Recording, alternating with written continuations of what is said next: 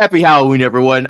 This is the BumCast. I am your host, the holiest Pope in charge, HPIC, along with Sven Gooley, Head Pope Dougie in Savage, charge. and Ronald McJoey. Ba-dum-bum-bum-bum. Joey McDonald. Joey McDonald. I like the Sven Gooley call out, Jay. I honestly don't know what I am right now. I grabbed a bunch of stuff in our Halloween tote and just mismatched it all together. I'm an old man, maybe. Maybe if you guys know Chespirito, Joey, maybe. Dr. do. Dr. Chapatin, maybe. Or if I take the mustache off, maybe I'm just Cam Newton. Maybe. I thought you were going for Geraldo Rivera. Can be. It could be a multitude of things. Yeah. No, I've got to change my name. HPIC tonight. Head Pope in charge. Okay. So, Halloween's a few days away, guys, and feel like we had to get in the mood tonight, right? So We gotta get in some kind of mood. We need to change the whole vibes of the city right now. There is no victory coffees this morning. I think everybody was upset. We got spoiled by the victory coffee. So you know what I'm gonna do? I'm gonna bring the vibes up the only way the internet knows how. Puppy vibes. puppies, Yeah. puppies. Chili vibes. Look at this. Look at this dog. Oh, look at that! Got the paws crossed. Look at that. Look at Chili- this. Star Chili of the Willy- show. Chili Willy Fonseca. Precious. Chili Willy. The newest bum. Okay, you're already internet famous. All right. Mm. I don't think this changed the vibes I was hoping for. We're that depressed from the one Bears loss. Say goodbye to Chili, everybody. I think I'm more still hungover and hurting from the weekend. It was quite a bender. And Dougie, you were on a marathon. Yeah. It was a weekend, man. I mean, it was everything kind of fell together, you know. I do a northern game with my buddy for 19 years running, and when I first saw the game, I'm like, okay, this is perfect. It's gonna work out great. I'm like, Jason's gonna have the actual Halloween party on Halloween, and then a little wedding interrupted what I thought would be your normal plan or somewhat close to your normal plan.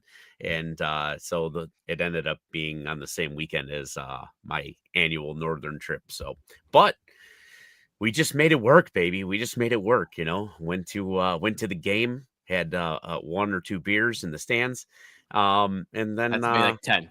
yeah, it was a plethora. It was a plethora.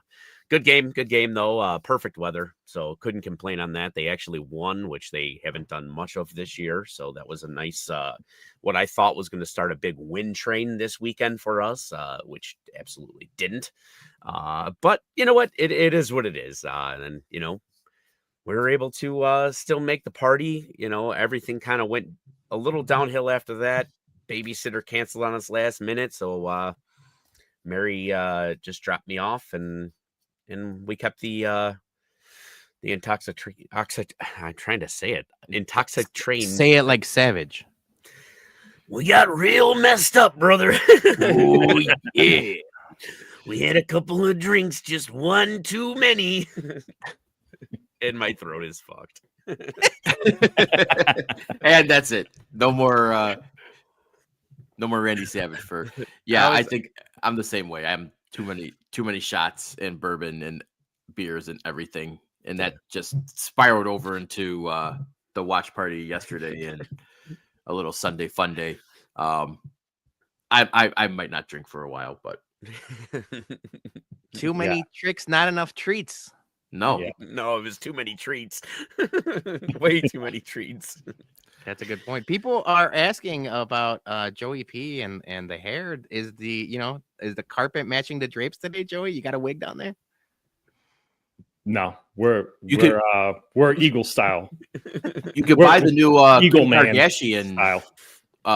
like panties that have like the fake hair on them. Yeah, the thong with the muff in the front or something. Yeah. Like that. So Fancy. maybe you get a like a redhead one, Joey, and then you just walk around with like big old bush like sprouting out of your whatever jumpsuit you got on. Whatever contraption I've got on, you mean? Yeah. I didn't see it. I should have thought to look for that at Spirit Halloween. Ronald McDonald, he was like what, 60s, 70s? He was probably full bush back then. Yeah, no, that was a style back then. There was no, manscaping, if you will. Nah. So I could have had some chest hair though. Could have had some sticking out of here. One of the best moments of the whole night was, and I wish I would have got it on camera or a picture or two of it, was when we all came upstairs, like at the end of the party. It was somewhere in that 2-ish range, 2:30-ish range, and Joey going to town on the nuggets that I brought. It was just like, so like, it's like, I'm like, he was getting high on his own supply over here. He's He keeps that thing on him. All right. For every $1 you super chat, Joey will eat a nugget. Yeah, now we're talking. What's on your hands? You had fake gloves on? No, I'm in full costume. That is the creepiest part. Yeah, that is very creepy. Oh man, I'm blanking on the movie. There was like, it was like Kingpin. Oh yeah. With your fake hand. You gotta go bowling with it and have it spin down the alley, the lane. oh god. Peter, how you doing?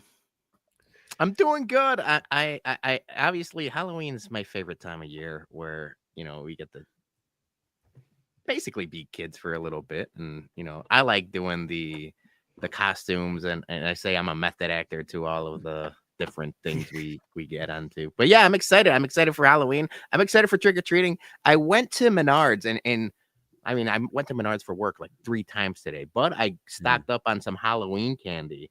And just like everything else, I'm going to complain about, inflation. Have you seen what the bags of candy are costing nowadays? Holy ridiculous. shit. These kids are getting pencils and fucking erasers this year. Fuck that. No, you got to go with the old school. Just give them pennies because it's cheaper. Jeez, nah. Yeah, have you seen the price of copper, Dougie? I ain't giving no pennies away. Hey, banks have stopped giving out pennies though. Yeah, no. They're getting nothing. But yeah, so I'm getting some candy and stuff like that. And we've talked about this in the past about like power ranking candies, but I'm just asking the group right now, what are you guys giving out this year? Do you guys know? Do you have do you have a standard that you always set up, or you switch it up every year? Yeah, I got a standard. I buy like the mixed bag of like Hershey's, Twix, Kit Kat. Like I buy like 2 of those bags, but I give out I think those are the main ones that kids like. But those are the minis, right? Yes.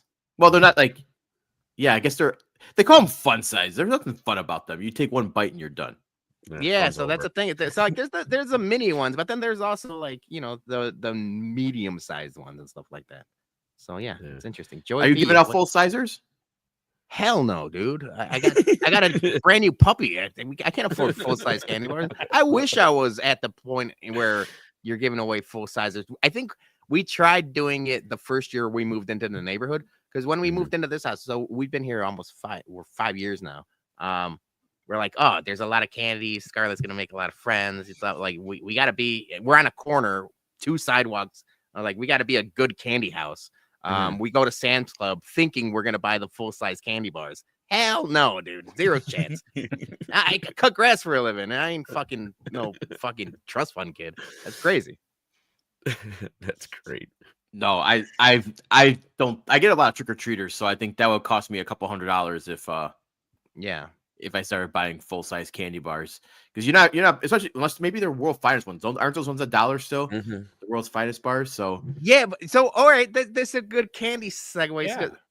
The world's finest are still $1, I do believe, but they've like shrunk, or they've made them skinnier, right? It's not as big as what I remember it as a kid. That's what she said. Yeah. Hey. As a kid? As a kid? Yeah. Oh yeah, he's the Pope.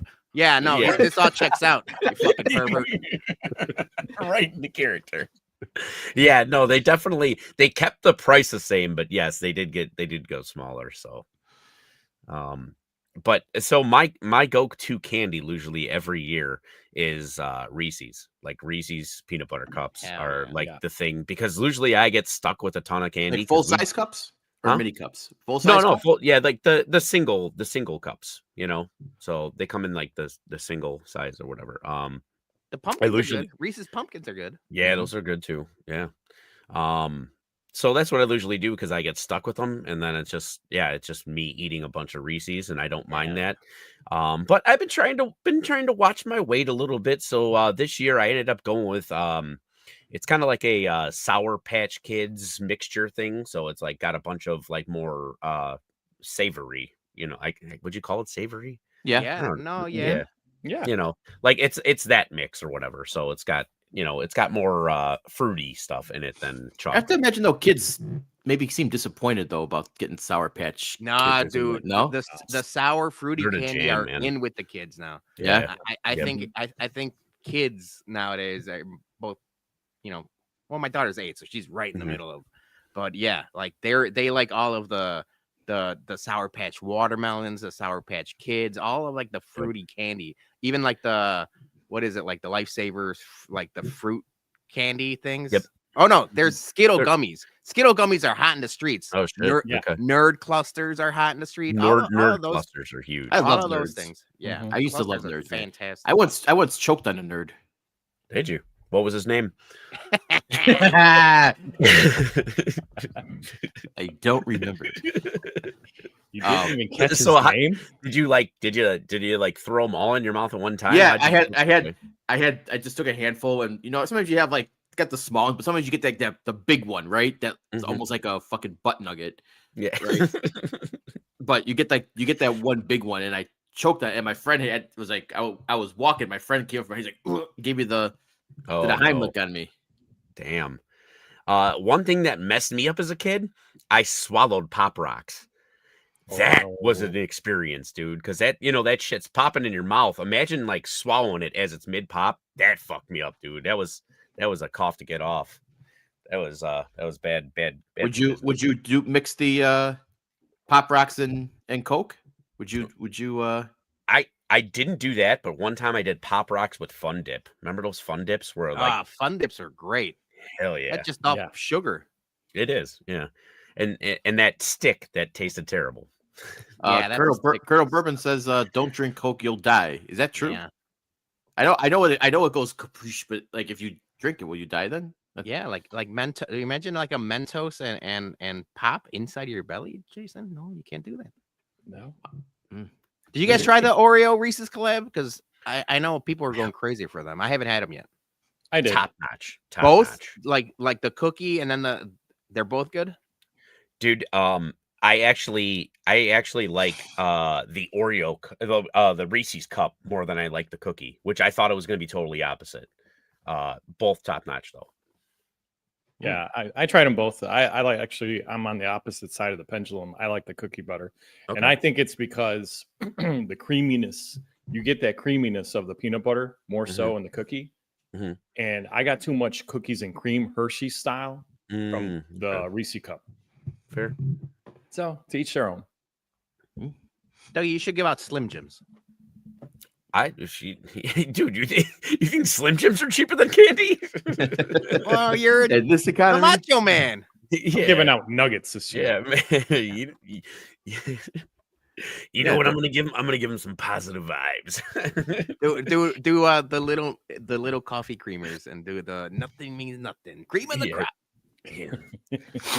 Let me tell you, my coffee today tasted like total shit.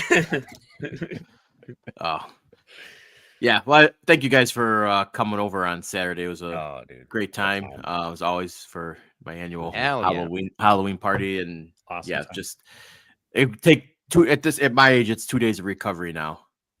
But I think the worst part of this year is I had to go old school, and I had to do all the cleanup by myself because my wife had to leave early for a work trip. So this was I haven't had to clean up the house by myself for 5 years after a Halloween party. I remember how much it sucks. Fun times, but the cleanup sucks. And You know what?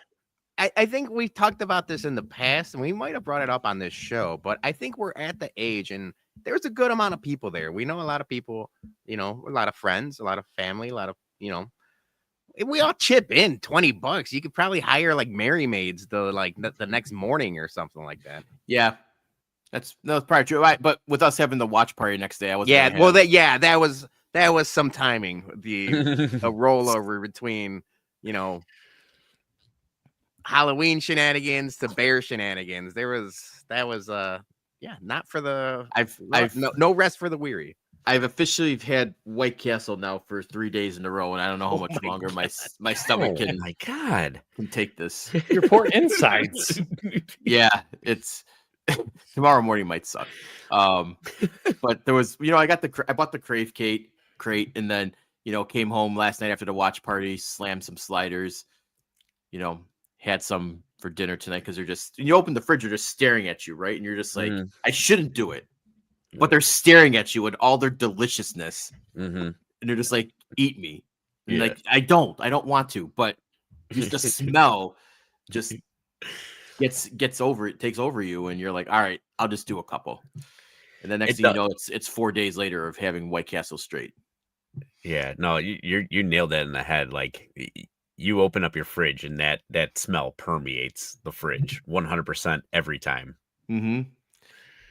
So you have to eat them so the smell goes away. Yes, you're doing a service for your fridge. Well, yeah, correct. You eat them and the smell doesn't go away. It transfers and changes. Yeah. It goes through a transconfiguration of some all I have to metamorphosis, say is, if you will. it's a very good thing that my wife wasn't home last night. Yeah, right. Yeah. It's the magic of turning solids into liquid. And then liquids into gas. Right. The combination of alcohol, beer, bourbon, White Castle. Yeah. I think I nuked my insides. Oh man. In the famous words of Chuck Swirsky, onions, baby, onions.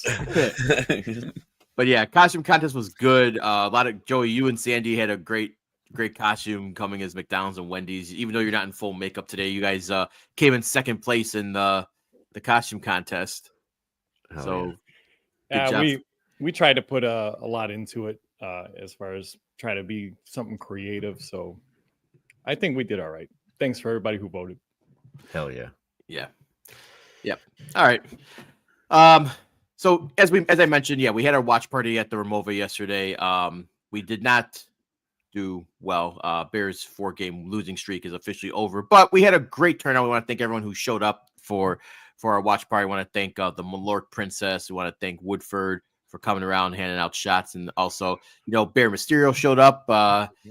He went full kayfabe game yesterday, so that was cool to finally meet him. But then obviously everyone at the Ramova for the hospitality, Road Dog, and everyone, did a great job. And we had a lot of giveaways. Tina somehow magically won 3 out of 4 quarters. It's unbelievable. Now, are we congratulating Tina for being lucky, or are we bumming the Bears for just not scoring points? Because she benefited from that greatly. Yeah, she did. Yeah, big time. Yeah, and then also shout out to our boy Jose for providing some of the merch giveaway for the hats and everything for each quarter. Hats were a big hit. Everyone asked about them. We got to kind of point them in your direction, and we lit the candle. Trying to change the vibes. Unfortunately, the candle did not work. Yeah. But yeah, I will say, so Malort Princess was there. You can see her in the photo. She brought a candy cane Malort. Yeah. Which I was very skeptical at first because candy corn is very polarizing. You either you love it, you hate it. There's no gray area with it. I am pro candy corn.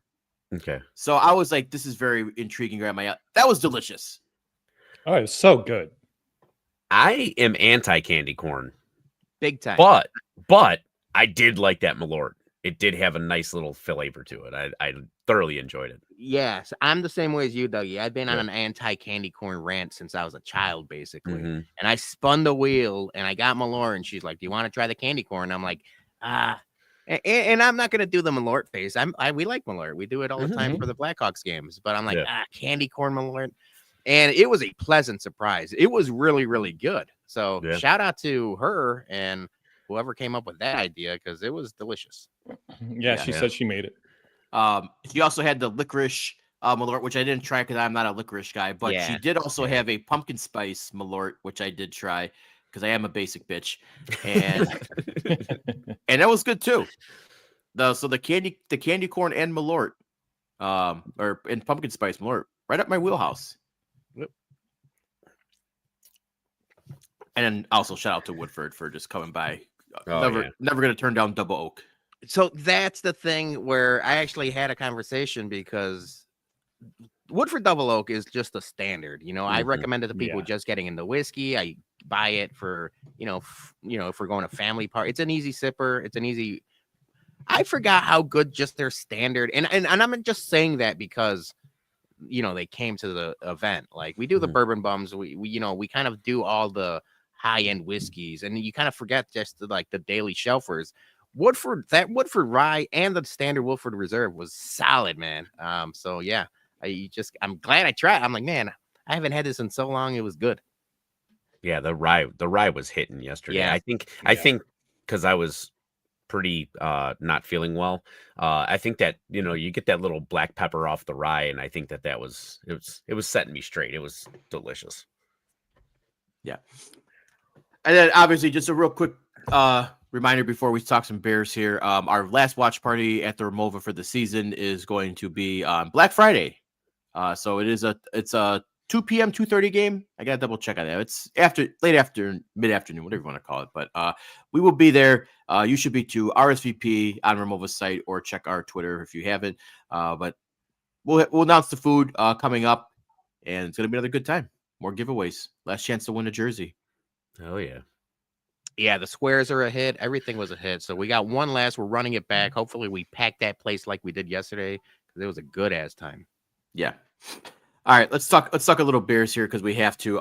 So the 4-game win streak is over, and I think the most glaring thing we kind of noticed right off the bat was pay Kyler Gordon his money because that defense immediately took a shit when he wasn't playing. The last couple of weeks, it looked like that defense they were getting the interceptions. We talked about that. We spotlighted them the past couple of weeks of how great they were playing. They looked like a top 10 defense. And yesterday against the Ravens, sans Lamar Jackson, it all went to shit. So instead of just going through some talking points, we're gonna play the good old fashioned blame game here, and we're just gonna go around and start blaming who we think is responsible for some of these losses. So, Peter, who are you blaming for this yesterday? If we're doing the blame game, we got to start from the beginning. And there's a lot of blame to go around. And I think we're going to hit on some good topic points.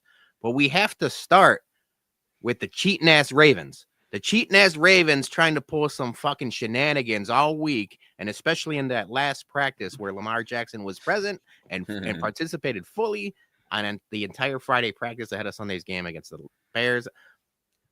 I guess he was technically on scout team and this and that. Now, that being said, I'm not going to sit here and say like, oh man, like you got to prepare for Lamar Jackson and then you get Tyler Huntley and it's a fucking, night and day difference and it's different.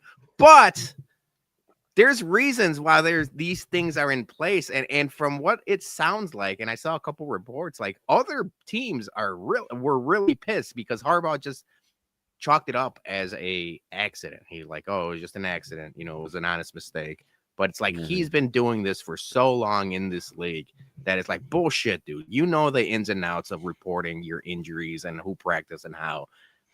So I'm starting with the blame game with the Ravens because they were trying some funny business. And I really do think if they didn't get caught, there is a chance that Lamar played that game. But then they brought it back. And they're like, and that being said, I mean, if Lamar played, they would have got fucking killed by like 50. So I'm being facetious in that end. But it is a little funny business. Like, as soon as this happened, I'm like, fuck. So now, you deal with Snoop Huntley, and Snoop Huntley looked like Lamar Jackson because the Bears defense, did not do well. And it's something I've been talking about, since they started taking the ball away is like, they're not going to be able to do this week in and week out. And it was evident that this team is very different when you're not taking the ball away 2-3 times a game. You're not giving the offense a short field and extra possessions that they really need, because for some reason, the first 2 weeks of the season, the offense was great in the red zone. I mean, they were fantastic. And just ever since then, they are putrid in the red zone. And I think this game changed. The first quarter was dominated by the Bears, and they get 2 field goals out of it. It's 6-0. And it felt like a loss at that point. It's like, if you step on their necks, you get 2 touchdowns instead of 2 field goals. Obviously, this game is completely different. So there's a lot of blame to go around. Obviously, I started with the Ravens, but we'll touch on a bunch of different things. But yeah, man, those 2 field goals, like it felt like they could have easily taken control of that game, and just it's almost like Rounders hanging around. You let Snoop Huntley do this to you, and that's how you lose games. Yeah, John's taking cheating advice from his brother. Like, hey, what you got any tips on how I could screw the Bears this weekend? Oh, let me look at my bag of tricks here and tell you why I'm no longer coaching college. But yeah, you know what, Peter? Like you nailed it on the head. Like, you saw those 2 opening drives, especially with the scripted plays. They came out like gangbusters on that opening drive, and they should have scored immediately.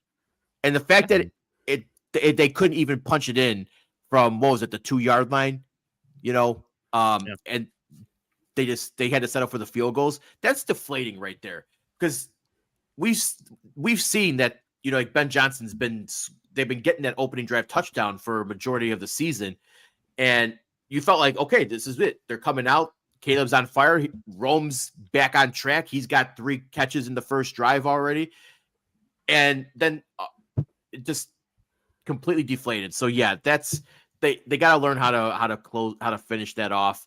Especially when you're having them back on your heels right off the bat. They took a lot of game clock off that opening drive too, and just to come away with 3 points, not acceptable.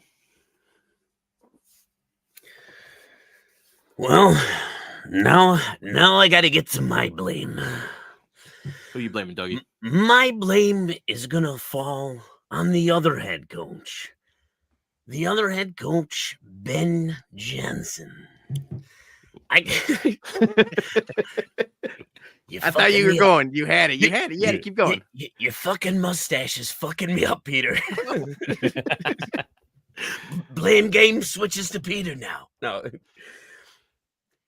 This team, in their predicted plays ahead of time, their pre-scripted plays every week come out of the gate so hot. And then after that, they're like Miss Elizabeth at a Lex Luger pool party. They're dead in the water. Jesus Christ. This team was ill-prepared at going into the half. The management of this team at the end of the half was terrible. How do you start off the game? The cream of the crop, and then on up, total garbage. Ben Johnson, you're 100% to blame for this ill-preparedness. Oh, yeah. R.I.P. your throat. Beautiful. That was awesome, Dougie. You need a Lodgins? Yeah. Lodgins? Yes. R.I.P. your throat. No, I mean, to piggyback on Dougie's point, though, it is a lot of like, and I do think week to week we have seen the progression of not this team, the team for sure, but Ben Johnson as a coach. But today or yesterday, and I knew, like we said, like the Bears aren't going to win 5, 6, 7. They're not that type of team, I always had this Ravens as a loss. We all did. Right? We all did. But when you see that Lamar's out and, they're banged up and their defense isn't as good as what we thought they were going to be to start the year, that's where you thought Ben Johnson was able to pounce on this team.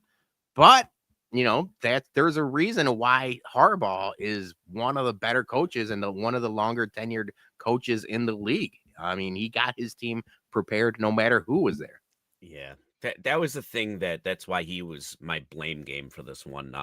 You know, him being you can call him an offensive genius, you know, um, against a really shitty defense, and the fact that they came out like they did and, you know, weren't able to, like you said, step on their throats. That to me is he didn't prepare enough. I think his focus was maybe more on the defense and trying to stop a Lamar Jackson or, you know, Derrick Henry or somebody else. And I think the offense I just think that they thought that this would be a more easy offensive game for them. So I don't think that they prepared enough to kick a shitty defense's shit in, and they didn't. So I don't think he prepared him well enough yesterday.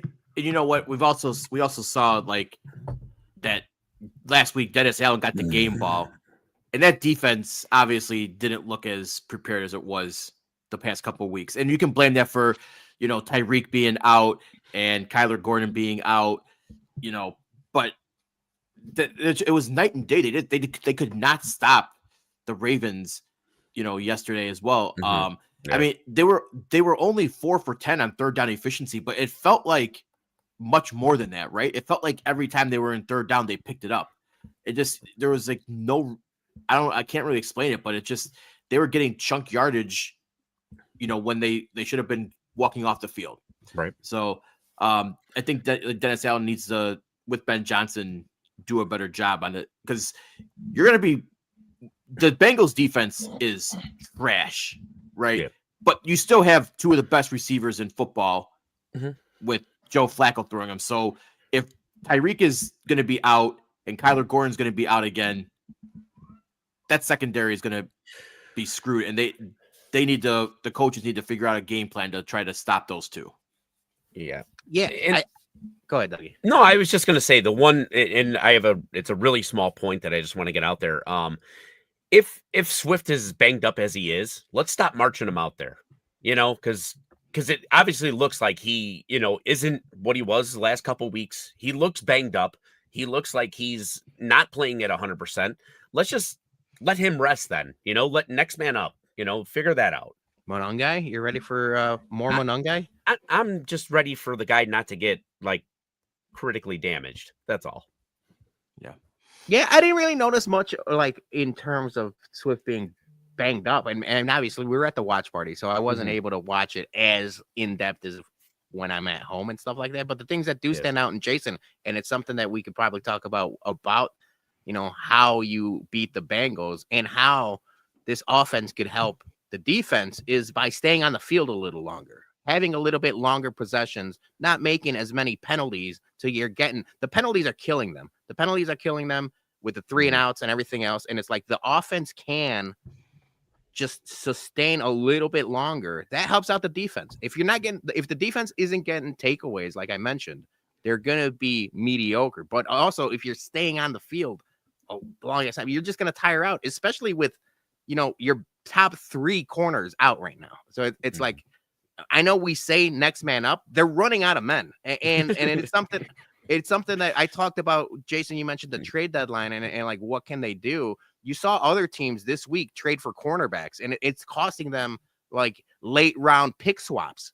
And that's something that, like, how many times are you going to run out Nate McLeod and a bunch of guys that are right now ranked dead last in coverage? So it's like, you have to make a move. If the Bears are to make a move, I don't think it's a running back. I don't think it's a defensive lineman. Just trade for somebody's second, third, fourth best corner, just as a stopgap.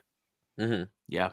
No, it's a good point. I mean, we talked about at the beginning of the season how the depth on the secondary was the strength of this team, and now it's all gone. Yeah, I mean, Yeah.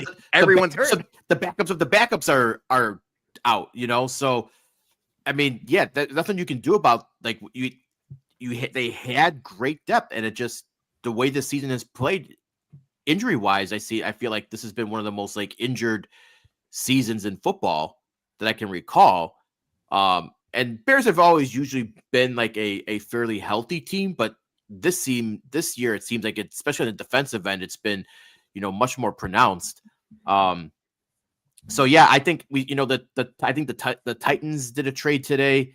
But yeah, Poles needs to pick up the phones. He's got to get someone. He's not going to do shit with his fourth and fifth round pick anyways. He's either going to take a punter or it's going to be some guy that he is not going to see the field. So might as well use it for someone else's good scouting. So get some pieces, and let's hope that Gordon and Stevenson aren't going to be out for extended period of time.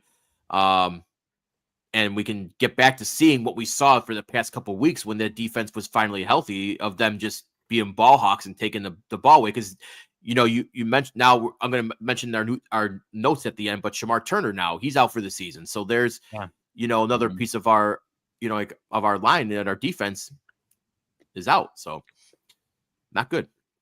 Yeah. Joey, who's Joey blaming? Yeah, who's Joey blaming? Who am I blaming? I'm blaming the penalties. I'm blaming the penalties because the stat came out. I mean, 11 penalties for 79 yards yesterday is atrocious. It's ridiculous.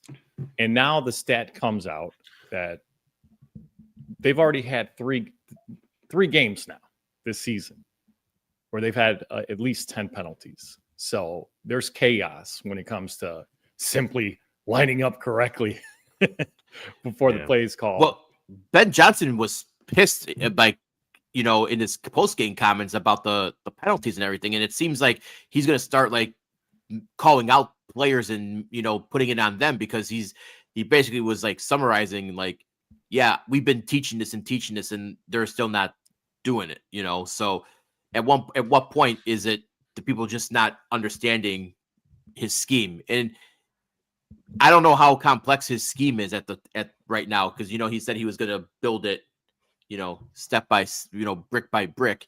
Mm-hmm. So how much of it is peeled back right now?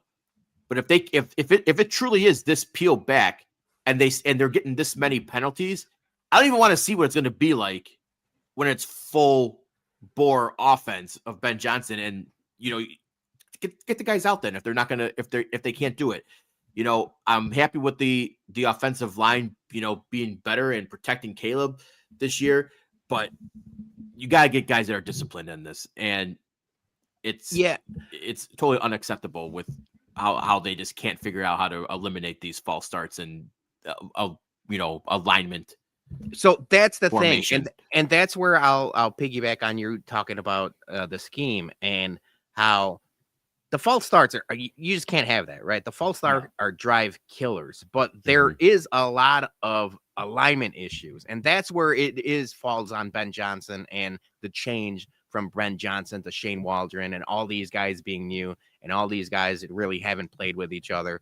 But like I mentioned last week, and I thought Kosa Loveland had a really good game, subbing in for Cole Kmet, but he still had a brutal pre-snap penalty, and it's like this tight ends just keep getting penalties. That can't happen. I understand every once in a while an offensive lineman is going to jump, right? That's just the nature of the business. But when your tight ends and your wide receivers are getting false starts and alignment penalties, that's the shit that should be cleaned up by week 8. And at this point in the season, we can't really blame the new system. You've had enough time and enough reps and enough live reps that you should be figuring that stuff out. I know, Jason, did you have the stat that I thought that I saw this morning from the score guys? So this conspiracy one? Yeah, that's similar to the one I have. So if you want to read that out. Yeah. So Scott Bayer put this out there this morning or afternoon. For the conspiracy theorists out there, the Bears have been flagged 64 times for 533 yards, second highest per game penalty count in the league. Bears opponents have been flagged 36 times for 254 yards, second lowest per game in the league. And then since they're down the rabbit hole, the Bears have 26 pre-snap penalties. Their opponents have had 15. That explains some of the flag discrepancy. Also, the numbers above are for accepted penalties, not declined or offsetting infractions. Yeah, they're just killing themselves. And it's hard to win football games like this. And the other stat I had, and it's people, totaling up the net yardage of the 8 games so far this season. The Bears have only played 7. Some people have played 8. Jacksonville has played 8 games. The Bears have only played 7. the net yardage for penalties is negative 279. The next closest team is a negative 134. They've doubled the penalty yards of the worst team in the NFL. So it's like the fact that they still have a winning record is shocking. So that's the light at the end of the tunnel that I think we should be looking at, is as soon as they do clean up these penalties, then everything clicks. I think that we're going to do a couple more blame games, but the penalty, Joey, you nailed it, is the main culprit. Is like you're shooting yourself at the foot. You're coming from behind. You're like the yardage is just so much longer. Instead of second and 5, second and 3, it's 3rd and 15 and 3rd and 11, and they're still converting some of those. But as soon as you stop shooting yourself in the foot, football is going to be easier for the Bears. So they got to figure it out. Yeah. And like you were saying about Ben, Dougie, being your blame, like Ben made the comment that, and Jay, you alluded to it, paraphrasing, that the coaches have been preaching and teaching, right? And the team just isn't getting it. So now it's going to be paraphrasing what he said. It's going to be on the leaders of this team to now speak up. Well, and who are they? Yeah. Right. I will they're say, not leading, and if they're the ones maybe causing some of these penalties, number 2, not looking at you, but you never know. I mean, it's a lot of finger pointing at this point. I just want to see somebody accountable.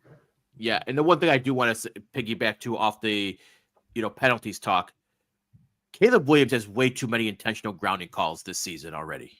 Yesterday was he had 3 killer plays.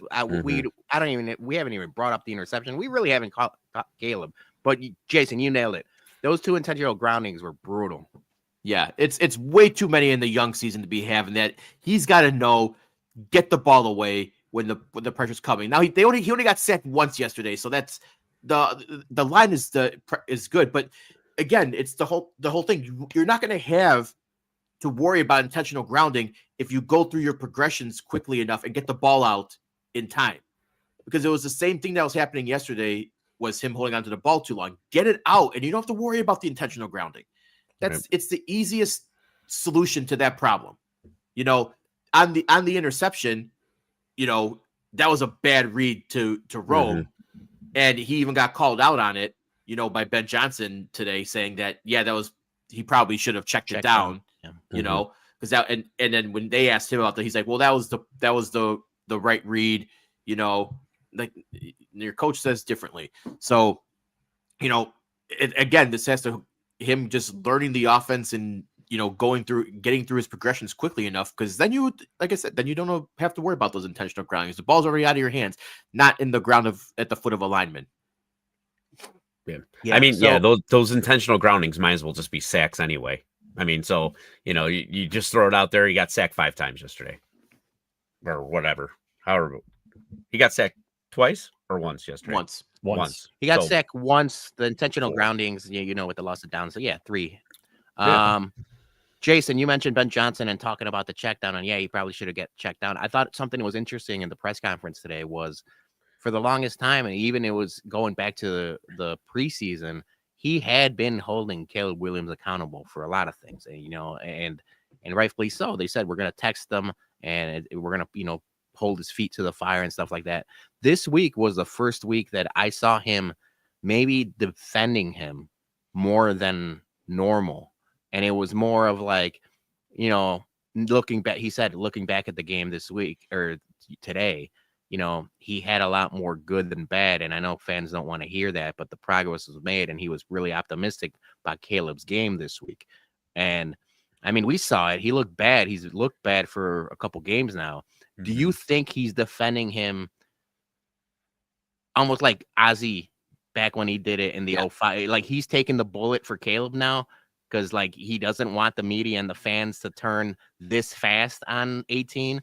Or is it like maybe he does see something that he's the only one right now. Like, right. Like Tupac, only God could judge. Only Ben Johnson can judge. Only Ben Johnson can judge what he really sees with Caleb Williams. Yeah, for the shirt. Because we don't know his system. Only Ben knows his system. But like I thought that was interesting. I could see it both ways. I could see maybe we did see something. Maybe he saw something that we didn't.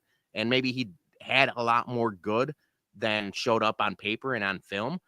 Or maybe he's defending Caleb Williams because now the media and the fans are everyone like 3 bad games in a row. Hey man, I got to start defending this guy.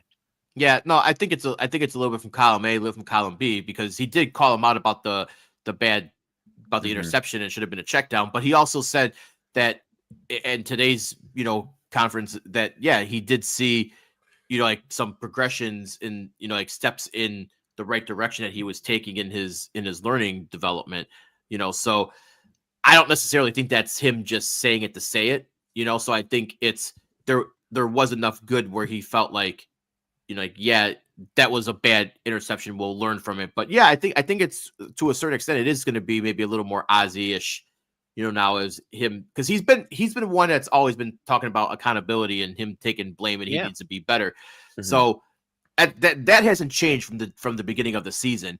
So I think he is going to be holding his feet to the fire a little bit, but not roasting him over the Barbie. I need some. You got a limp sail there, buddy. Yeah, what's going on there? You need a little Viagra. It happens with age. I'm really hoping in my heart of hearts that he is seeing something, and that's what I'm going to believe. I'm going to believe, that he's going to do that mixture of, like you guys were saying, kind of hold him accountable, but then also kind of defend him too. But I hope in my heart of hearts that he is actually seeing something, because if he isn't seeing anything, defending him is going to get old, and it's just a slippery slope, and it's a bad look for a coach, especially the stance that he started with. Yeah, I guess we're going to see, and we're going to see quick, to tell you the truth, because like I got it written down here, and I mean, it's hard. It's a team game, and we've talked about, defense, special teams, offense. It's all complementary, but to the meathead fans, and I'm counting us in that, it's easy to say, oh, Caleb lost to JJ McCarthy, and he barely beat Geno Smith, and he barely beat Spencer Rattler, and now he lost to Snoop Huntley. And we're not talking about Pro Bowlers and MVPs. Like they're the retreads and the journeymen of the NFL that Caleb is barely beaten or losing to. So you got 4 right now upcoming, and it's a banged up Joe Flacco, right? Jackson Dart, who at some points looks fine, some points looks like a young kid, but like Caleb should be able to outplay Jackson Dart. It's going to be the Vikings, and who the hell knows right now, because like they're in shambles. And then old man Aaron Rodgers. Realistically, Caleb should be beating those guys. And if they don't go 3-1 in the next 4 games, we're going to be sky is falling, because these guys, the defenses that he's going up against and the quarterbacks that they're going up against, like the Bears, this is the meaty part of the schedule right now. We always had the Ravens as a loss. Forget about Snoop Huntley and everything else. This was going to be a loss. The next 4 games, you got to go 3-1 at least, because it's a lot of, slop, if you will. Yeah. And I think the big thing too, or whatever, especially highlighting that New York game in Dart, it'll be interesting to see how he is without a Scadaboo, because, him going down is going to be huge. I mean, now they're going to really be able to key in on him and everything like that. And I think you're going to see a huge, and I don't want to say regression, because he's only shown flashes. I think now when he doesn't have that weapon, I think he's going to look pretty terrible going forward. Yeah. All right. My blame is Cairo Santos. We can't have a noodle leg kicker who can't kick 50+ yard field goals. That was kind of another. We talked in the beginning of the Bears segment about the 2 touchdown, failure, the 2 drives that should have been touchdowns in the beginning, and we set up for field goals. But Ravens came back. They scored 10 points. It's 10-6. And then we're going right in, like a minute into halftime, and he just can't, with 3 seconds left on the clock. That ball was like right down the middle. We're all cheering. Yeah, it's okay. 9-10, we're good. And then, like my noodle leg, like my hat, it just went. It fell flat. Limp ass hat, limp ass foot. Yeah. look, in this league, you need a kicker who can hit those 50+ yard field goals and not have them fall short. We've seen guys, Brandon Audrey, nailing 63 yarders and shit. McManus hitting 60 plusers. We can't have a guy with, when Ben Johnson has to go for it on 4th and 2 because his kicker can't nail a 48 yarder. What are we doing here then? He's got, I know Moody's not the answer either, but Santos is definitely not the solution right now either. So I'm blaming him for deflating that halftime. Listen, no, I agree. And Jason, I think us as the Bums, but I've been out on Cairo since the minute he got here in his noodle leg, and he can't kick in the wind. He can't kick it in the weather. And, it's got to be, 50 degrees and sunny, and it's got to be from 49 and in. And it's like, what the fuck are we even doing with this guy? And I agree that Jake Moody isn't the guy, but we've seen kickers that sometimes you need a change of scenery and you need something that that changes. He was fine. Keep coming, sending him out there until he's not the guy. And then you find another guy and you find another guy, because I get it. They like the consistency of Cairo Santos. But at this point, the consistency is he's consistent on having a noodle leg that you can't afford to win games with. And especially if you're Ben Johnson, and if you're anywhere near the 30, there's a good amount of times you're going to go for it on 4th down because you're Ben Johnson. And that's how you need a kicker that kicks longer field goals. Just the way the NFL is going nowadays. I don't know. I don't know if it's I'm going to blame Ryan Poles. He still got 2 years left on his deal. Cairo technically he's here for the long haul, but it's like, keep bringing people out there. Moody's available. That guy, who is the nerd kicker that does like Legos and Dungeons and Dragons with the glasses. He was on the Colts for a while. Blankenship. Rodrigo Blankenship. He was fine. He was awesome in college, but he was fine for a while, and then he wasn't fine. That's how kickers are. The life of a kicker is you're good until you're not good. Keep bringing them out. Keep testing them, because it's obvious that Cairo's not the guy. Yeah. Well, what if they just went down the college route and have Santos do everything short range and have Moody do all the long range stuff? Because that was, when we were sitting there, when me and Peter were sitting there and we would go to watch that kick, we both were like, that's not good. And it looked good, but it wasn't good. But here's the thing that we said about Moody. We're like, he might not have made that kick, but he would have for sure had enough leg to get it through if it was accurate. 100%. Yeah. So, the question that I got for you guys then is, would you rather have somebody that has the leg and might not be as accurate with his big leg? Or would you rather have somebody that's super accurate, but when he gets down to that 50, 51, 52, 53, there's pretty good chance he's coming up short? What would you rather have? I think I'd rather have the guy who can kick a 50-yarder. That's where the league is going. That is where the league is going, and I think that's the standard nowadays. You see, even someone like Chris Boswell. Chris Boswell, he's not kicking the 63-yarders, but he's damn accurate from 55, and he's one of the goddamn best. But I will say it's very much a damned if you do, damned if you don't situation, and I understand that the Bears like what they have with the accuracy part. If we're sitting here 2-3 weeks and Moody misses a 57 and a 56, and then you're giving the defense a short field to go and do that to yourself, then we're going to be complaining about that as well. So it's I do want the change, but it's be careful what you wish for. Yeah. All right. We got a quick super chat from Gordo. He says, $1.99. Cheers, Bums. We're going to round it up. Joey, eat 2 nuggets. Cheers. Salute. Salute, Gordo. 2 nuggets for Joey P. Those things have been we had a pre-show meeting early. Those nuggets have been sitting there for a while. Oh man. All right. Just before we wrap up Bears talk, predictions for Cincinnati next week. Are we gonna still say it's a win, or is Joe Skinny turning back the clock on us? He's banged up. I think at this point, I'm I'm predicting a win. I'm predicting a Bears win, and Ben.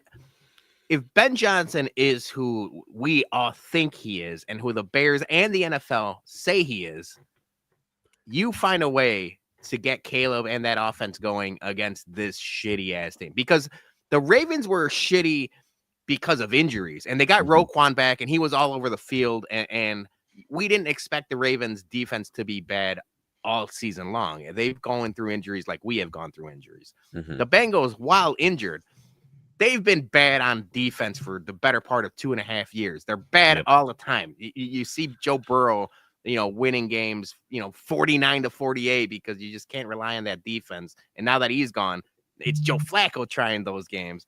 We should be able to beat Joe Flacco. We should be able to beat that defense. So if Ben Johnson is who he says he is, he gets Caleb going and he gets that offense going, like, straight off the bus.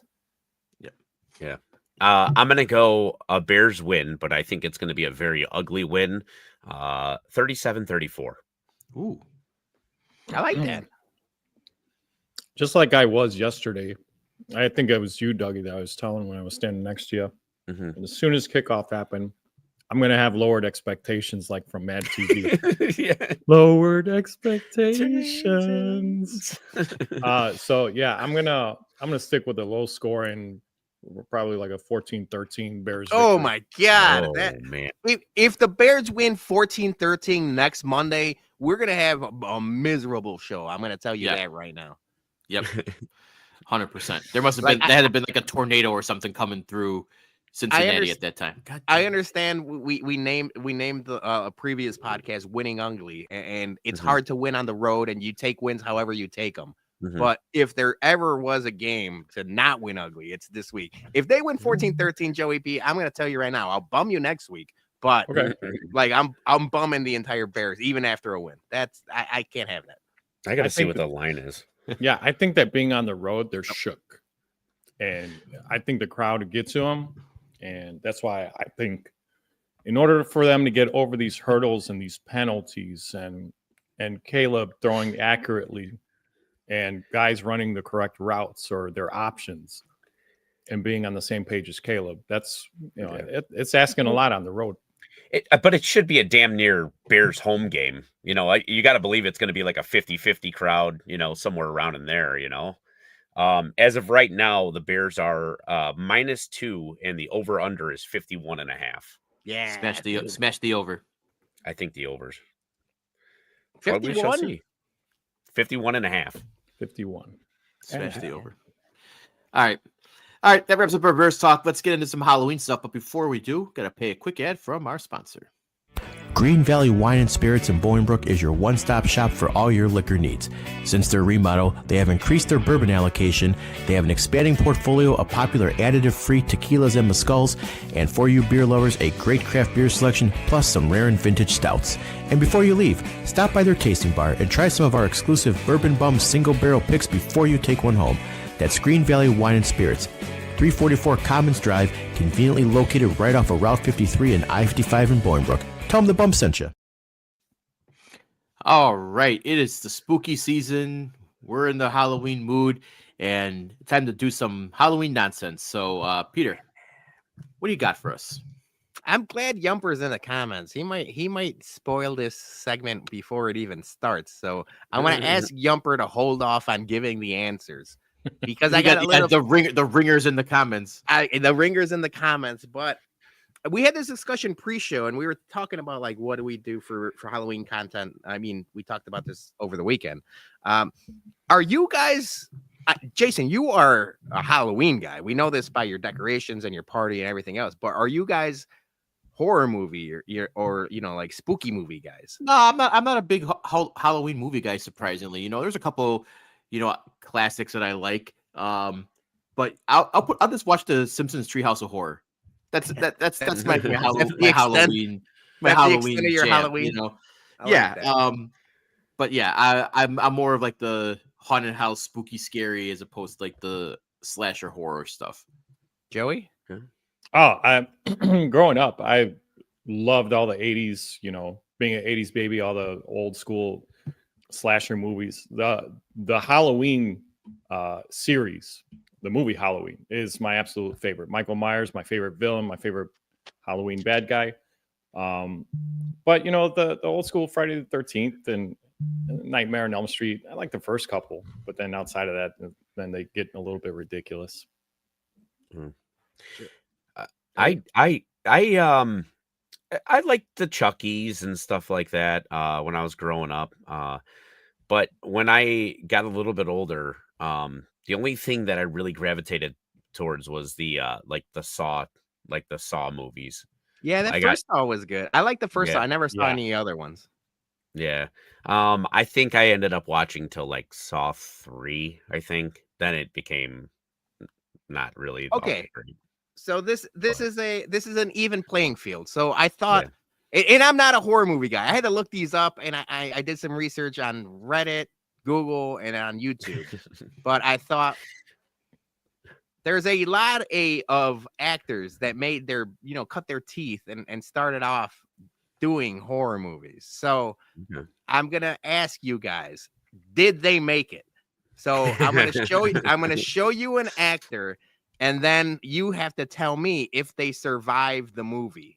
Okay. And I started pretty. Oh no, I gotta get this layout out because now I can't see Dougie at all. Oh, I'm like behind a pumpkin. Here, I can sit like this. All right, there we go. All right. First off, I started easy. Then they get harder.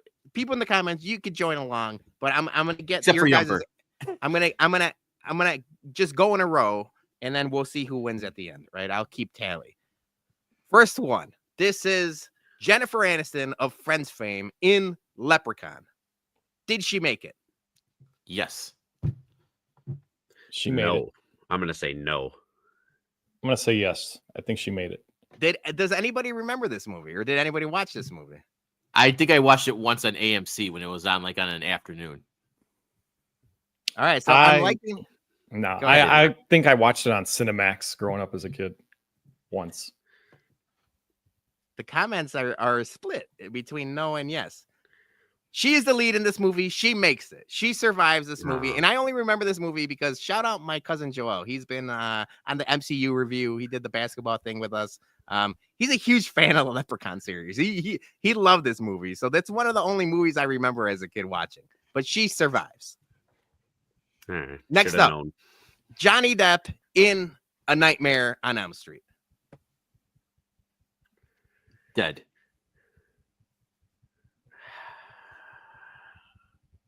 Yeah, I'm gonna go dead. Oh, he's dead.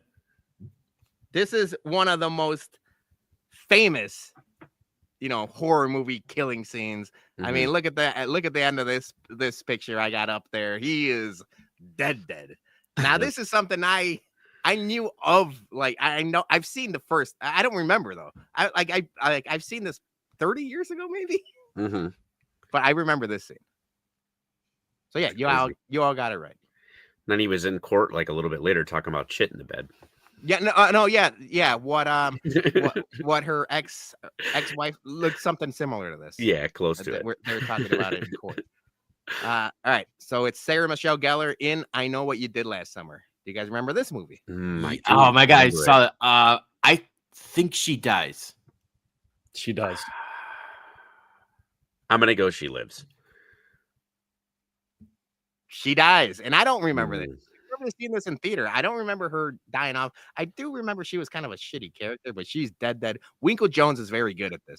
I think he's gotten them all correct so far. But this is where I'm going to try to get him a little trickier. Paul Rudd in Halloween: The Curse of Michael Myers. I didn't even know Paul Rudd was in one of these movies. Looks the same. He does look the same. He doesn't age. Shout out Ant-Man. He doesn't age. I'm going to go He Lives. He looks very dead to me. Like he should have died. Yeah. I think he was a wuss in that movie, so he died. He was. He survives. What? Winkle Jones is very good at that. He survives. You can't kill Paul Rudd. Paul Rudd is a cockroach. You can't kill him. And he obviously he doesn't age. He looks the same as he did in Clueless, as he did in Friends, and he lived in everything.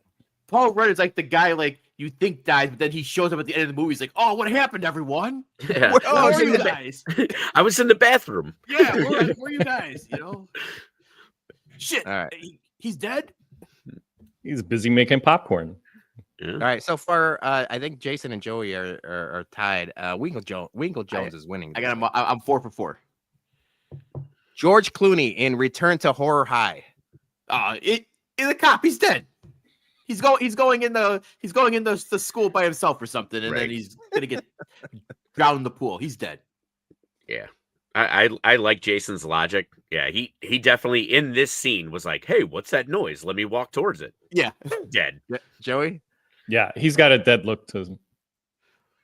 Super dead. Super dead. George Clooney.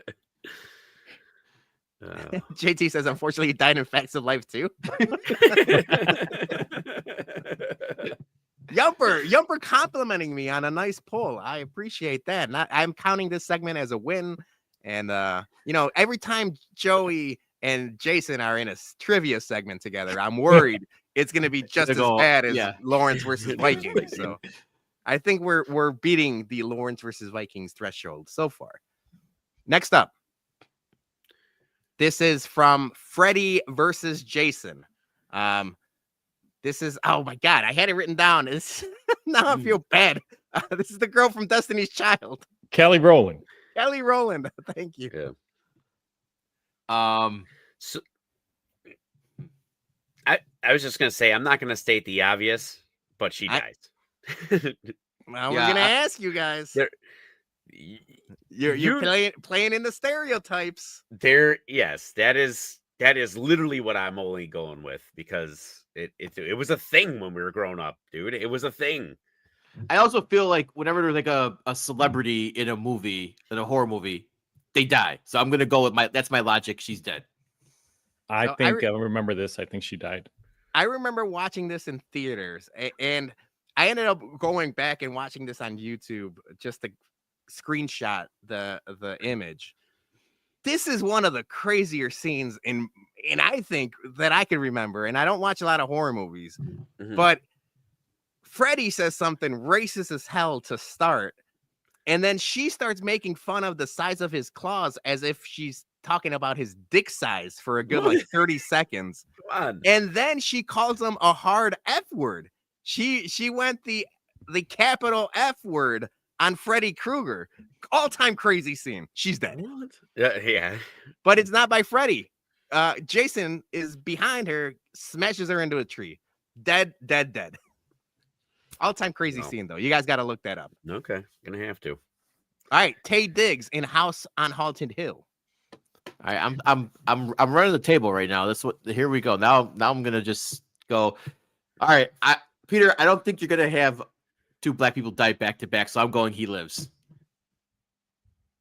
No, I'm sticking with my logic. My logic. This dude dies. He lives.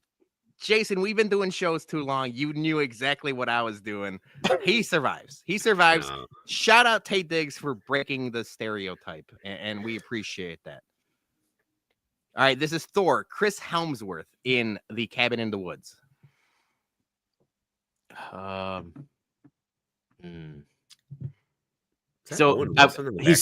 he's too handsome and too man pretty to die, but he's also wearing the Letterman jacket.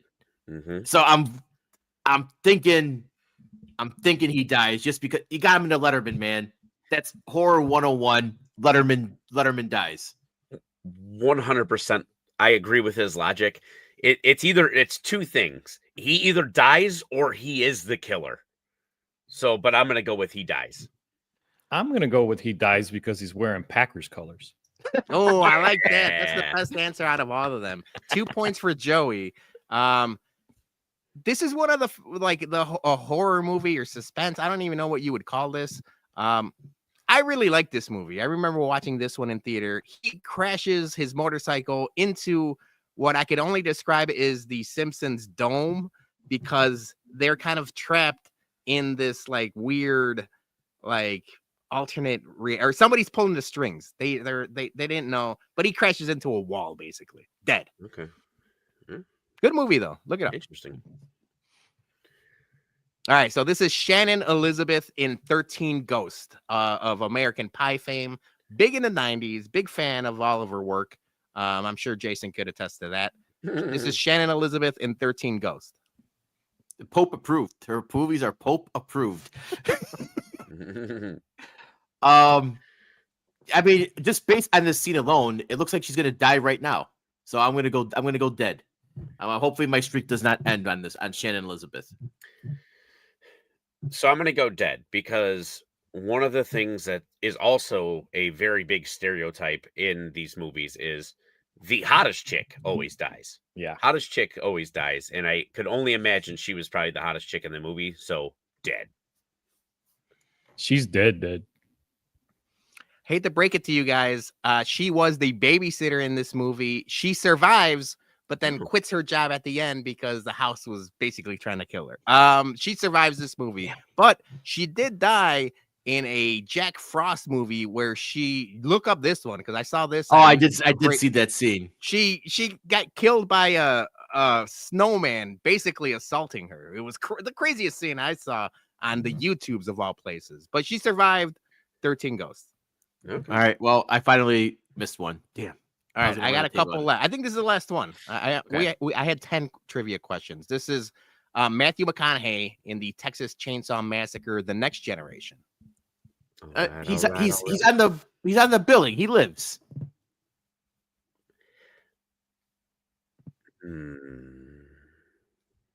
I'm gonna, you know what? I'm gonna say he dies. Does anybody live in Texas Chainsaw Massacre movies? That's a good point. Good question. I know. Dougie. Joey? Yeah, I haven't seen this one, so I agree, Doug. I think he dies. Well, he is technically the lead in this movie. He's also the bad guy in this movie. He's related to Leatherface, and he's got a bionic arm that he uses, or a bionic leg that he chooses to torture people with. All kind of crazy thing. He's dead. Look at that. You can see his leg there. He died. He was the bad guy. Is he really though? Nah, yeah, they're never really dead. He got dead. I looked it up on like the scary. There's like a scary movie Wikipedia. He's dead. It looks like the tip of his bionic leg is shoved up his ass. What a way to go. But yeah. Oh, Yumper saying Deborah was in that movie.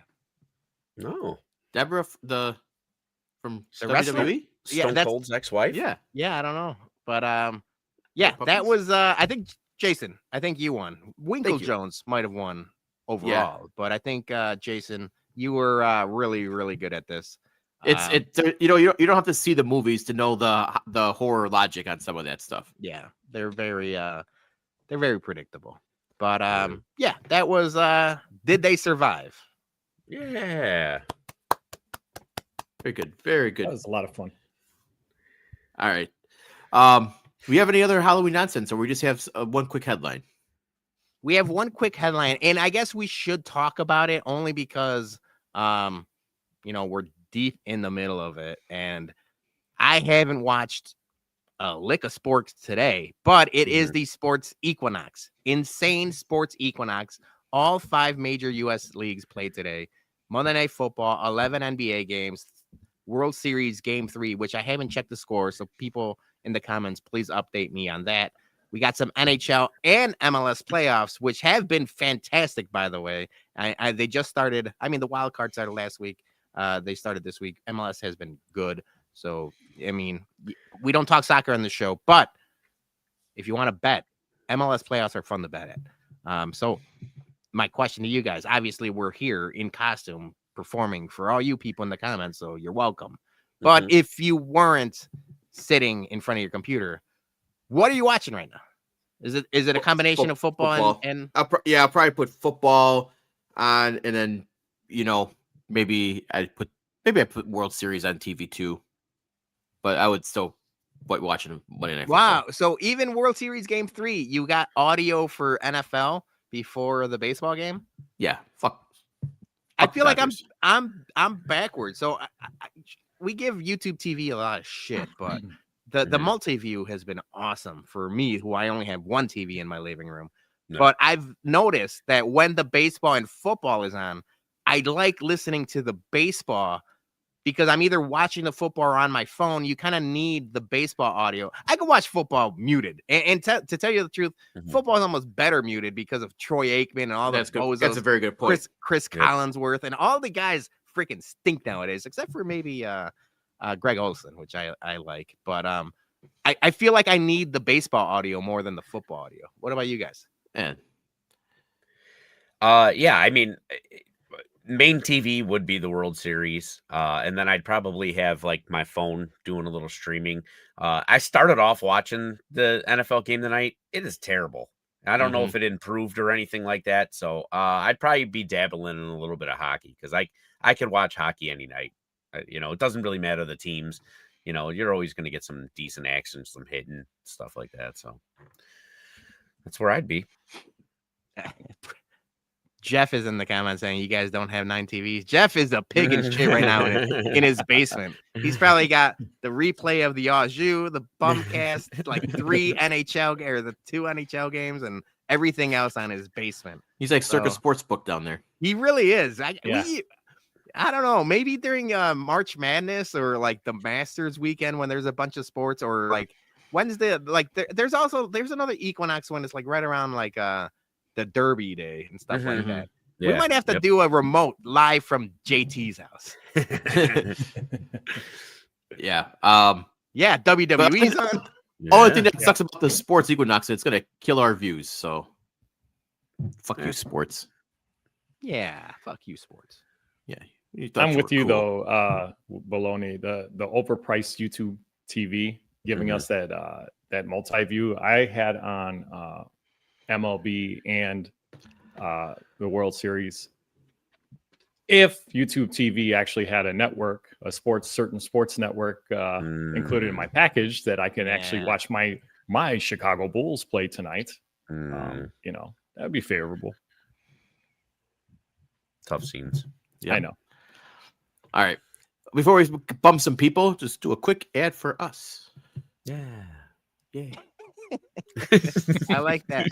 Yeah, right at the end. Yeah. ShySportsBums.BigCartel.com is the home for all Chicago Sports Bums merch. We have Bears, Hawks, socks, and Bums merch available. Anything you need to get ready for a big game or a Chicago Sports Bums event. Remember, all profits go directly back into our Whiskey at Comiskey tailgates to keep the beer and food free for everyone. So head over to ShySportsBums.BigCartel.com and pick up a couple Toot Tree shirts today. I think he's a bum. I think he's an absolute bum. You call me a bum? My man, I take that with pride, with honor, that I'm a bum. I'm the king of the bums, baby! Because you're training like a damn bum, you know that? Bum. A bum. Yeah, we need to get that merch graphic changed because we got some new shirts that are very, very sexy. Yeah, we got to update that whole ad, but I also cut you out. I was trying to run them back to back to where. Yeah, you know what? Brain fart on my end. But yeah, check out our new Hawks merch. We got our Connor Bedard shirt. We got our Hockey Night in Chicago. That's our night shirt. The Connor Bedard now comes in long sleeve too. So if you need a long sleeve for Hawks games, go purchase. Thank you everyone who's bought one so far. So. And can we tease the Bears shirt that's coming? We have a very nice Bears shirt that's coming. Maybe very my shortly. favorite idea that we concocted as a group. I'm very excited about it. We outsourced an artist for this one. Yeah, it's cool. Yep. I just got a cramp. I got a leg cramp. This is live TV. Live. You guys go on without me. All right, I'm gonna mute you while you die in pain here. All right, time to get to our listener bums and MVBs. First up is Trio Whiskey, Aaron. MVB bums, watch party shenanigans, and unbelievable amount of weird shit that happened at Electric Funeral. Yeah, that went off the rails pretty quickly. Electric Funeral. We didn't even talk about Electric Funeral. Are we allowed to talk about what happened? There were some things that probably should stay at Electric Funeral. Like Vegas. It's like Vegas. But also, you know what? That's the tease for the next watch party. Is like you get to see things that we don't talk about on this show. Yeah. Bum of the week, me for betting on Chicago teams, and they all lost. What a surprise, huh? Yeah. All right, next up we got Spags. Bum is the Chicago Bears, and MVP is me, Ramova, and the Bums for their awesome part. Well, thank you. We try to do great when we throw events. So thank you. Next up, Sidney Brown MVPs. The Bums roasting another amazing watch party yesterday. Thank you. The Bulls starting 2-0, and the return of the NBA on NBC last night. Round ball rock. Yeah. Basketball, Benedict ball, and a donkey. I love round ball rock. I mean, it's a part of all of our childhood. Yeah. It sounds like the Bulls are going 3-0. No, Frank's in the comments saying Bulls are about to do it. Are we gonna have to talk Chicago Bulls on this podcast? Because God, I hope not. I don't think we're prepared for that. Yeah, I gotta start watching games now only for me to get heartbroken and they're losing in the first round of the play-in tournament. You know what? I'm gonna take to Miami. Yeah, I'm not watching. Yeah, fix your corrupt system there, NBA and Adam Silver. You know what? Let's make ourselves bigger real quick because this is Chicago centric, and Sydney mentioned the NBA on NBC returning.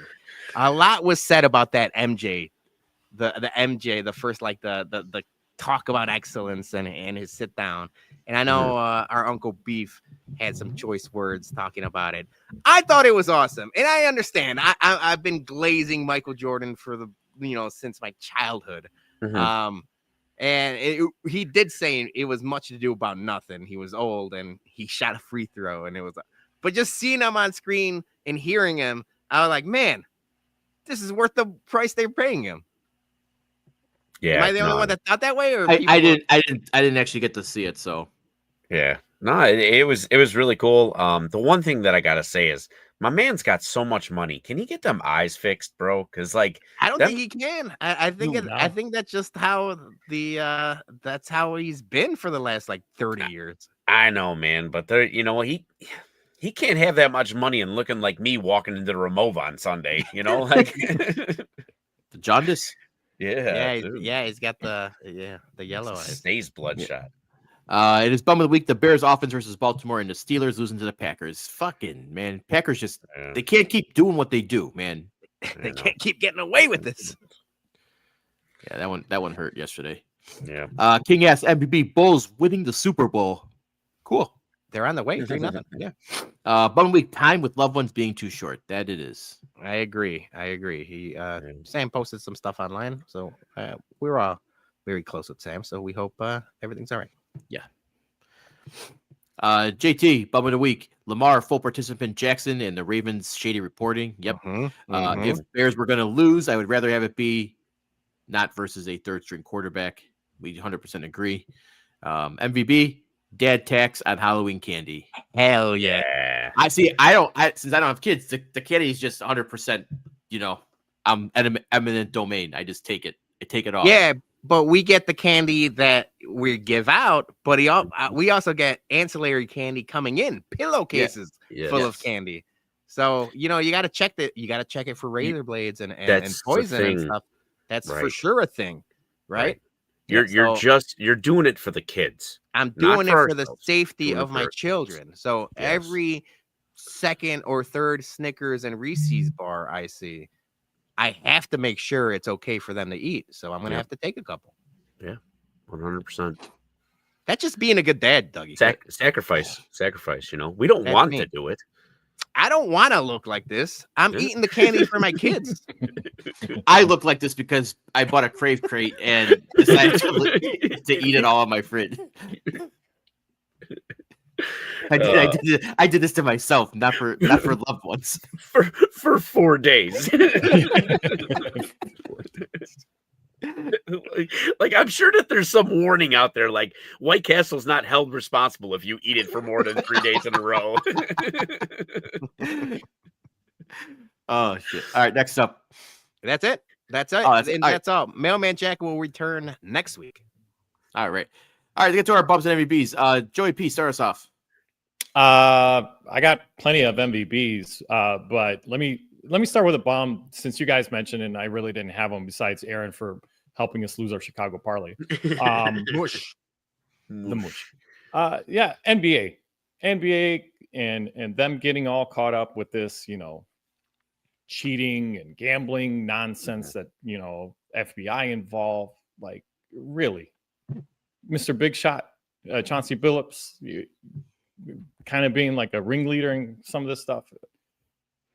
When is enough money enough, right? That now you're gonna, ruin your life and legacy and everything else. So, hey, big old bum of the week. But MVBs, obviously, thanks again. Shout out HBIC and Sarah for the invite. Halloween party was a smash like it is every year. So love y'all for that. Everybody that came out of Ramova, MVB, because y'all made this one the biggest and the best. The vibes were high. The game sucked, but hey, y'all made that party what it was. So can't wait to see everybody come back out. Another MVB because Sandy's knocked out of sleep right now because we wake up early for work tomorrow. But Malort Princess, I got to give her a special shout out for coming this time. And Aaron and Sandra were tagging along. We did the Malort Princess crawl. So watch party, electric after that, and then we closed the night in Little Village and Ositos Tap. So it was a fun ride. Hell yeah. So shout out to her. Hell yeah. Nice. All right, Dougie, you're up. All right. Yeah, just to kind of go off of Joey P's thing, and I'm gonna take off my glasses for this because I was on a very, very hot streak gambling wise. And Aaron, you are my bum of the week. Running it back. I Oh no. Unbeknownst to me, you jumped on the Chicago parlay, and we had really, really high vibes on this thing. And I remember sitting at Electric Funeral, and I look at Peter, and I'm like, there's just something off about this. Like the Bears they should have pulled this one out. I'm like, something very off about this. And he looked at me, and I was like, all right, there's gotta be the next two legs have got to hit. So immediately Peter agrees with me, and he's like, yeah, he goes, the Fire are hot, the Hawks are hot. We're just going to have to run this thing back with the 2-leg parlay. So we jump on. Double down. We double down. We hit this thing and everything like that. And it was right as the Fire was about to start.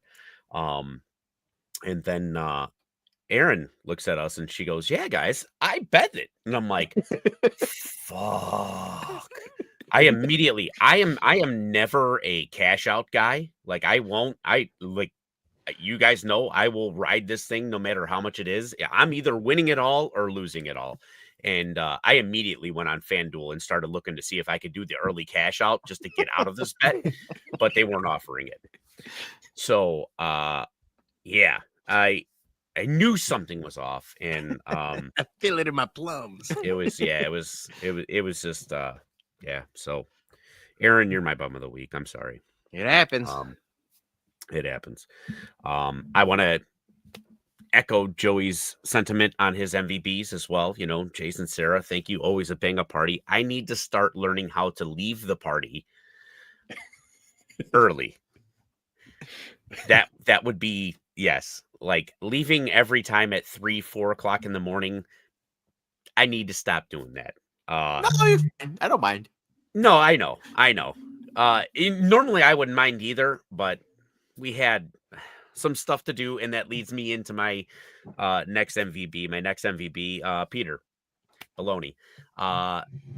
You held it down while we were struggling to get there yesterday, and you got everything rocking and rolling. Very understandable, and I have to I gotta say MVB to you for that, because you held it down without us. We're a team, baby. That's all that matters. That's absolutely. One goes down, we all pick them up. We all knew everyone was going to be hurting, so yeah, it's no big deal. Nope. But I wanted to give you that. But then I also want to double MVB you, because I was in Twitter jail for absolutely no reason, got no good explanation, no nothing, like nothing, and I came up with what I thought would be a really good Blackhawks parlay. It started hitting. I was actually only like a couple shots off on cashing the whole thing, but couldn't post anything. Couldn't tweet. The only thing I could do was like posts. And I started sending my Blackhawks drinking game videos to Peter, and Peter was able to post them all for me. So I appreciate that. Thank you very much. I don't want to say like it's a lot of hard work that goes into figuring out what I want to do, like prediction wise, but I've been doing pretty well with it. And I enjoy it. So when I took the time and did the research and did a whole thing on it and then couldn't post it, it kind of bummed me out. So I appreciate you doing that for me. Thank you. Of course. I'm on the couch tweeting anyway. Just the least I can do. Fair. Right. I'm going to go next. Dougie, unlike you, I am not on a hot streak. I am down bad, and I did that win bad, baby. So I bet the Chicago parlay, hoping that I was going to win. And then, lo and behold, yeah, the fates have faded. All right, my bum of the week is this guy, Mr. Clickbait himself. Nope, that's not him. Let me go. Come on, there we go. Eric Lambert. Someone replied to him about Tyson Bagent should get a shot, and he fell for it hook, line, and sinker, saying, "I think the switch might be beneficial just to see if he can run the system any better. It's clear Caleb isn't comfortable. We just had a fucking 4-game win streak. We lose 1 game, and we're calling for Bagent already. Calm the fuck down, people. You fucking Bears nerds are unsufferable sometimes, especially this fucking clown right here with this clickbait. This guy does it on purpose. This guy does it on purpose. Yeah. He makes clowns. He gives clowns a bad name. Poor Joey P's taking shrapnel right now. But no, dude, I think we've all known of him or followed him around, and we got some friends at Sports Mockery, but their Bears coverage, especially Eric Lambert, is, I mean, he knows what he's doing, right? Like it's half trolling at this point. Yeah. It's rage bait, engagement. But even so, you can't be a Bears beat writer or insider, whatever the fuck you want to call yourself nowadays. Anyone with a blog, you can't be called. What are we doing? We're not calling for Tyson Bagent after 1 fucking loss. Caleb still threw for almost 300 yards. Mm-hmm. Yes, he had the bad pick, but it was a lot of garbage time stuff. But yeah, the garbage time was there. Mm-hmm. But still, we just won 4 games in a row. Calm the fuck down. Agreed. Go back to your clickbait fucking garbage. And then my MVP is just everyone who came to the Remova yesterday. We appreciate you guys. Hopefully the Bears will not be on a 4-game losing streak going into that watch party, because then no one's going to show up. So let's get the vibes, let's get the win train back rolling, so people will actually want to go out and watch the Bears. Mm-hmm. Especially on a Black Friday. So, hell yeah! All right, Peter, take us home. All right, I got a litany of MVBs, so I'm going to start with them, and then I'll end with the bum of the week. But the first MVP is obviously echoing what everyone said. Obviously, Jason, Sarah, everyone that showed up to the Halloween party. But that was some good people there. I had a lot of fun. The crowd was awesome, but it all goes to you and Sarah, Jade. Like, you guys, you look forward to this thing every year, and every year you hit out of the park. So shout out to you guys. I'm going to stick with the party theme, and we thanked everyone that showed up to our watch party, because it was our biggest Bears watch party to date. So thank you to everyone that showed up, but more importantly, thank you to everyone. The staff at the Remova Chicago was awesome yesterday. Mm-hmm. We needed more tables and more seating. They got everything to us. There were some hiccups with the ticketing. They got that taken care of. But obviously Road Dogg and Tyler and Emily and everyone there, like, they're the best. So I thank them specifically, and thank everyone for showing up. The next one is, you saw the puppy. I could hear her yelping right now because I think Julie's putting the kids away to sleep. Pause. No, so Paws of Tinley Park. Paws of Tinley Park was awesome. They made this the pet adoption so easy. And obviously I've echoed it from our previous pet, but like, obviously adopt if you can, right? You want to try to adopt instead of shopping. And Paws of Tinley Park couldn't have made it easier. They knew we had a family. They set up multiple meetings to where first Scarlett and Julie met her, and then me and Landon and the whole family went. They're like, we want to make sure. And they weren't like, they did their due diligence, but they weren't really mean about everything. They're just like, let's make sure this is a fit for the family. And that's what we needed. Obviously, that's what we wanted too. But they made the process awesome. So shout out to Paws of Tinley Park. And Julie, because she's taking the reins with watching and caring for the puppy while I'm at work. And then my last MVP. So this is the last of the MVPs. I didn't even know it was National Baloney Day last week, and I didn't plan. We had barely talked about starting the Baloney Show last Monday on the podcast, but this week was National Baloney Day. I woke up to a bunch of tweets and texts. My name's not really Baloney, but everyone's celebrating National Baloney Day as if it was my day. So I put out the news of the Baloney Show, and everyone, I mean, I'm like, the reception has been through the roof. I really appreciate first you guys and everyone, the bums and everyone from their support, but like everyone that came up to me at Jason's place or at the watch party or DMing me like, hey, this is exciting, congratulations, this and that. It makes me feel good, and it makes me feel like what we're doing with the bear stuff, with the watch parties. Obviously the Whiskey at Comiskey's are a thing of their own at this point, but we're all moving in the right direction. So I'm excited for the Baloney Show. So tune in for that. November 12th is the first date for that. And then, so while I'm talking content, you guys have known me for a long time, and I've talked about it, and it's not for everyone. I understand they're a galvanizing group, but I've always been a long-time Stewie. I've been a long-time Barstool Sports fan. They had 2 losses in their family, both Nick Mangold, who was a Jets player, borderline Hall of Fame player, but like died way too early. And then Barstool Beef of the Foreplay podcast passed away suddenly in the Dominican Republic. The Barstool guys are going through it. Obviously, it's a shock to find out anyone you love or anyone you work with or anyone you're close with is passed away. I went in just to click on one of our guy, Eddie Barstool's tweets, and like what he's going through. Like, it's bad enough you're going through a loss. Reading some of the comments. And so my bum of the week is internet commenters. And we've known that Twitter is a cesspool.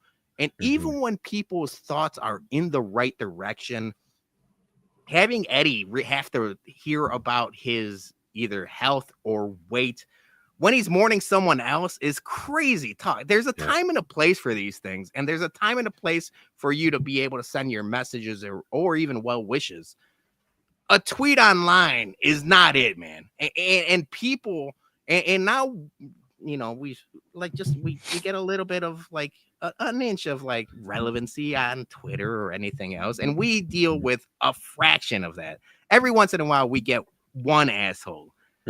These guys get it's just a bunch of assholes night and day. I don't know how they do it, but I'm sending my love to Eddie and everyone at Barstool Chicago and everyone at Barstool in general, because they had a weekend from hell, and not only are they mourning, but they have to deal with that as their job. Like, we got separate jobs. This is their actual job. Having to deal with the cesspool of the internet sometimes is a lot. So it threw me for a loop that even when it's supposed to be a time of mourning and something like that, they're getting those type of messages. It sucked, and it sucks to see. And, you know, you want to have hope for humanity and different things like that. And at this point, I think it's just too far gone, at least on the internet. Agreed. Well said. Agreed. All right, everyone. Thank you for joining us on our Halloween show. Hopefully you guys enjoyed yourself. We made you some laughs. But until then, thanks again, everyone who joining us for commenting, you know, and all that good stuff. Everybody have a safe and fun Halloween. And if you're going to Cincy for the Bears this weekend, shoot us a message and let's get together and kick back some beers. Until then, everyone have a great week. Stay safe out there. See you soon. Trick or treat.